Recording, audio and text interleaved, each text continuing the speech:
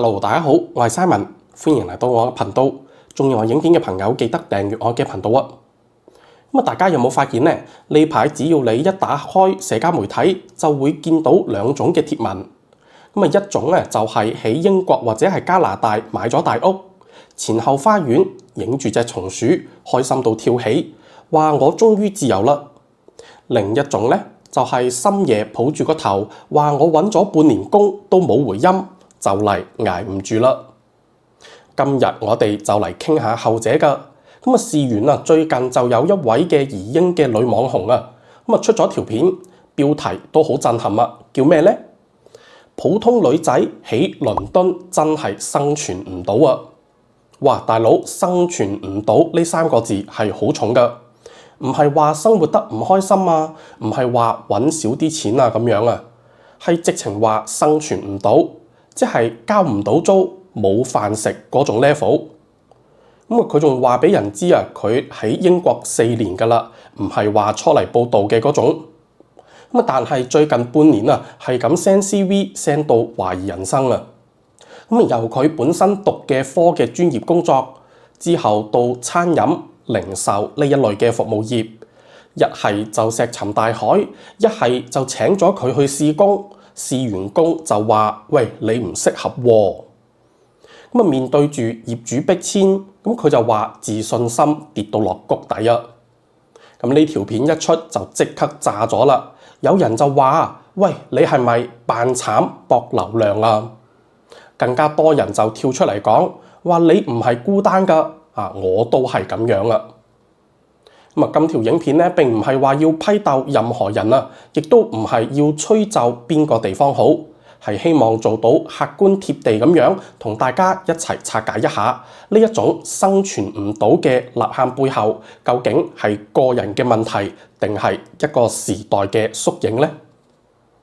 好，我哋先客觀咁樣睇返件事。個女仔就唔係嗰啲拎住幾千萬去英國 hea 嘅嗰種有錢人嚟㗎。佢係一個普通嘅後生女。有報道就話佢係喺澳門出世，之後去咗英國嗰度讀大學，都係讀一啲人文社科嘅科目。佢身邊嘅英國本地朋友讀完書可能返鄉下或者靠人脈揾到工，但係佢自己呢，冇強大嘅本地家庭背景，一畢業就要同全歐洲甚至係全世界嘅人競爭。佢就話佢自己好唔甘心。佢覺得自己英文都唔差，學歷又唔係冇，點解會揾唔到工呢？佢就試過去見工，見工嗰個人仲同佢講話：你份 CV 我睇唔出你有咩經驗喎。大家諗下，喂，新鮮滾熱辣畢業生，咁梗係冇經驗啦。唔通連個機會都唔俾佢咯？最大鑊嘅係佢住緊嗰間屋業主話要收返嚟賣啊！你諗下，喺倫敦呢個租金貴到癲嘅城市，冇穩定嘅收入，冇在職證明，你係幾乎冇可能再租到下一間屋㗎啦。呢一種唔係捱苦，係一種系統性嘅排斥。你明明就係合法居留㗎，但係成個經濟機器同埋房屋市場係唔歡迎你㗎。呢件事唔係單一事件嚟㗎。我哋睇返香港嘅一啲討論區Facebook group 都大把移英港人報料啦。有人就話做開酒店管理層嚟到要倒垃圾、洗廁所，仲要係散工合約。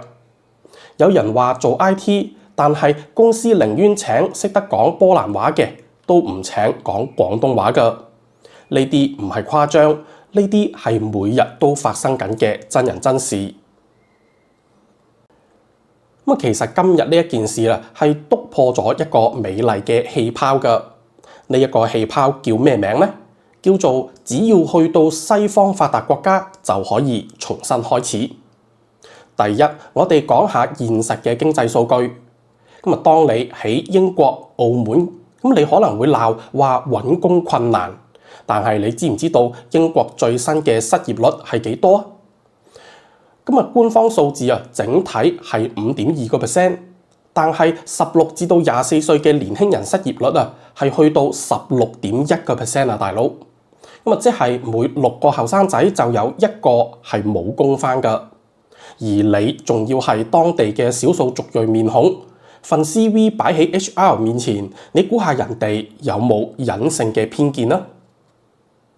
第二，我哋講專業資格呢個陷阱，好多人喺亞洲讀完書，以為去到外國可以大展拳腳，點知一到埗，人哋話你個牌照我哋唔承認喎，你讀嗰啲嘢同我哋呢一度嘅法規唔同喎，即係你要喺英國做返專業人士都得嘅，咁再攞多一筆錢出嚟，再讀多幾年嘅本地文憑或者係證書先至再講啦。咁嗰1-2年你又靠乜嘢嚟維生呢？咁坦白講就係做咖啡啊，做侍應啊咁樣咯。我哋代入個女仔嘅角色，我哋都好明白佢點解咁大壓力㗎。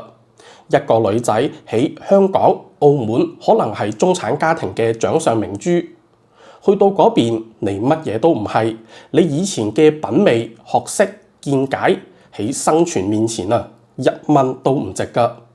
呢一種巨大嘅心理落差係會令一個人崩潰㗎。第三點點解有啲人話佢博流量呢？呢一點咧其實都好值得探討㗎。因為社交媒體上好多人係報喜不報憂㗎，擺出嚟嗰啲大屋藍天白雲，其實係一種移民 KOL 嘅生意。你突然間走出嚟喊苦，話即係踢爆緊人哋個局啫。即刻就有人話你，喂，你自己冇用咋啩？我個朋友揾到工咁樣。但係我哋諗深一層個女仔呢一種敢講真話，其實係需要勇氣㗎。即係等於喺一個大型傳銷大會入邊企出嚟講，喂，我冇賺到錢我仲蝕咗好多添啊！無論佢係唔係真係有流量目的佢講出咗好多唔敢出聲，或者係嗰啲唔想俾親戚朋友知道自己揀錯路嘅嗰班人嘅心底話㗎。我哋就將個鏡頭再拉闊多少少，其實普通女仔喺倫敦生存唔到嘅呢個命題，我哋換個地方名係咪都成立呢？普通女仔喺香港生存到咩？就算揾到一份1萬幾2萬蚊嘅工，你夠膽話你生活緊定係都係生存緊呢？交完租食完飯還埋學債，你戶口仲剩低幾多錢呢？普通男仔嘅喺東京、喺紐約、喺巴黎個情況咪又係一樣？其實喺全球化之下，大城市對普通年輕人係極之殘酷㗎。當你冇父幹、冇物業、冇一個好打得嘅專業技能，你就係一件人肉電池。你去到邊個國家都只係消耗緊你嘅青春同埋勞動力。所以話，與其話嗰個女仔係移英失敗，我會話佢係大城市生存戰下面嘅一個縮影。只係佢揀咗一個連安全網都冇嘅地方去挑戰呢一個高難度。當香港後生仔可以攬住份工放假去日本嘆下當減下壓，呢個女仔係連呢一啲喘息嘅空間都冇，呢一種孤獨感同埋窒息感先至係最攞命㗎。呢度我唔係話要合理化佢嘅選擇，而係要指出我哋成日將地理上嘅移動當成咗人生問題嘅終極解決方案。但係最後先至發現，你去到邊度都係要面對自己嘅競爭力問題㗎，同埋大城市嘅嗰一種食人嘅本質。好，講到嚟呢一度，我哋做個小總結。個女仔最後就話佢唔甘心，佢仲想趁後生喺度闖一闖，因為佢驚放棄咗以後會後悔。呢種心態我其實係欣賞㗎，因為呢一種韌力先至係呢一個亂世入邊最重要嘅資產。想同觀眾講下，移民從來唔係一條重生方程式，你唔會因為一本護照即刻變咗另一個人。你嘅缺點、你嘅焦慮、你嘅不足係會跟埋你一齊上飛機㗎。移民只係換咗一個舞台，但係嗰本劇本始終係要自己去寫㗎。如果你都喺度面臨緊去留嘅掙扎，或者係已經喺外國，晚晚都好似個女仔咁焦慮，我想同你講，容許自己失敗係一種強大嚟㗎。承認自己揀錯咗，或者係承認自己依家好慘，唔係廢，而係面對現實嘅第一步。解決問題永遠都係由承認問題呢一步開始㗎。呢個世界一雞死一雞鳴，美國參議員會認輸，英國揾工會有困境，中國嘅崛起又有新嘅機遇。關鍵係我哋作為普通人要保持清醒，唔好美化一條未走過嘅路，亦都唔好驚一條正在走緊嘅困難嘅路。